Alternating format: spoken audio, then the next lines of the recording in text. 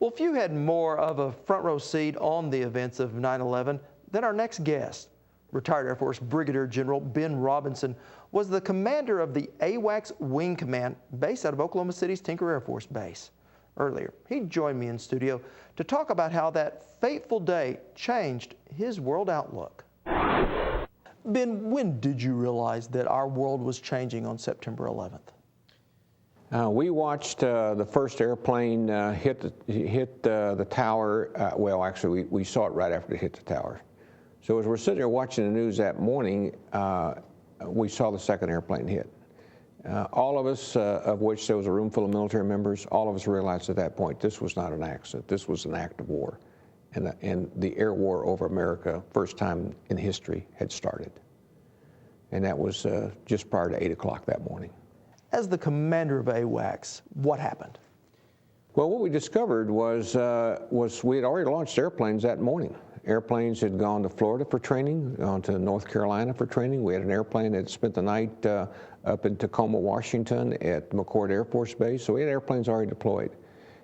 We immediately got our air staff together, our battle staff together, started looking at the situation, realized that sooner or later we were going to be called upon, and we might as well get ready for it. We started generating airplanes, getting airplanes ready for particular missions. We stopped all the other flying operations. The airplane that took off that morning, 6 o'clock that morning, flying over North Carolina when the attack started, ended up being diverted to Washington, D.C. and New York City. So those fighters that you hear about that were flying over those two cities shortly after the attack, an AWACS airplane from Tinker Air Force Base was controlling those fighters.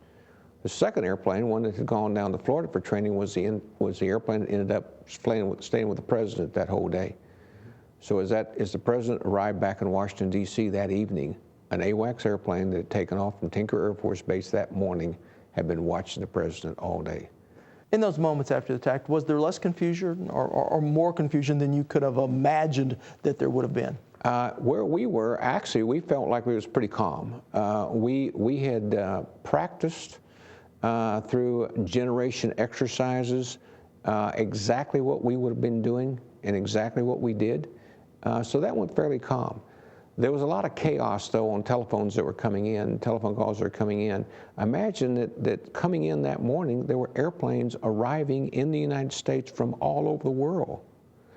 At one point, towards 10 o'clock in the morning, there were about 11 airplanes that were no longer accounted for. We didn't know where they were. We didn't know if these airplanes were inbound with terrorists on them, if they'd turned around and gone back to their point of destination, if they'd landed short. So that created a lot of concern among those of us that had to realize that we would be could very easily be part of shooting down an American or a foreign airliner over America. And this is the only time that the U.S. airspace has been shut down? It is the first time in history that we have actually shut down American airspace in the way we did it that morning. We have a certain program called SCATANA, which is where DOD basically takes over all of our navigation aids and air traffic control. SCATANA was declared that morning, first time in the history of America that's ever happened. What did we learn from that? We learned that even though we were in a peacetime scenario sitting at Tinker Air Force Base, our military was very well trained and went on automatic. The young man that was flying the airplane, the aircraft commander, that day that went to New York City, that was his first day as an aircraft commander. He was solo that day for the first time. And yet the young man had the sense of mission that he did not want to land his airplane. He wanted to get in touch with somebody that would put him into this mission, and that's exactly what he did. We learned that we cannot drop our vigilance, that this was an attack like we'd never seen before. It was one that we've got to keep this consciousness about us, that we've now been at war against this war and terrorism longer than World War II, and that Pearl Harbor was not as significant as an attack as it was against the World Trade Centers and the Pentagon and what could have been our Capitol or the White House that day. We learned that across America we're all in danger. This was not an attack against our military. This was an attack against American freedom.